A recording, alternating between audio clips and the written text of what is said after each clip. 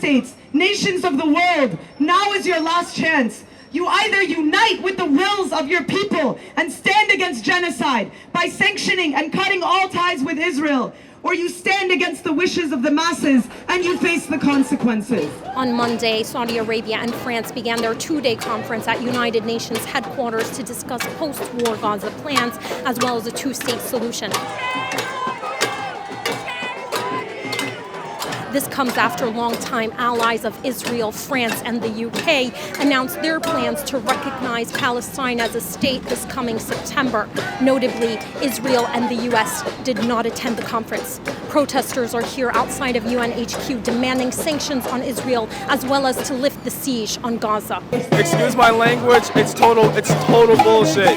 France is asking for the Palestinian resistance to dethrone themselves, when that's the only thing that stands against them and IDF's bombs, their guns, and their starvation.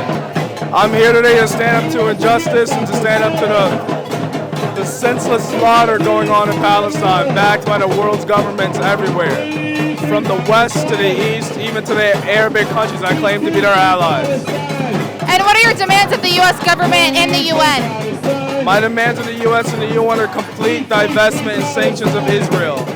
Completely reject any collaborations with the colonist state until Palestine is free once again. I'm out here protesting today because there's currently unmitigated genocide happening in Gaza. I just got back from actually being kidnapped by Israel in our attempt to break the illegal siege going on in Gaza to deliver vital humanitarian aid to women and children that are being starved to death. Can you share a little bit about your experience on the flotilla?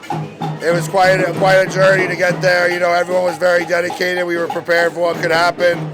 Some of my colleagues are still in Israeli custody, and they shall be home soon, inshallah. But the important thing is we keep everyone's attention on the illegal siege that's happening in Gaza, because this is not acceptable to watch a 24/7 genocide happen on our screens in front of our very eyes. When the governments fail us, the people need to step up and do more. My message to the Palestinian people is that you guys honestly have shown me what it is to be a human being. The Palestinian people are just so incredible. Like, the world does not deserve them. Even when I was going on this mission, I had people in Gaza messaging me like, Jacob, I think about you every day. Please be safe. And like, that just shows you the incredible heart and humanity that they have, that like, wow, they're going through a genocide, being starved to death, but they're worried about me and sending them my way and putting me in their duas. Standing in front of the United Nations with the world leaders who have been given a mandate by God, who have been given an elite position to do what's right, to bring safety to the world. We are pleading with them not to be silent at this injustice, slaughtering people to death.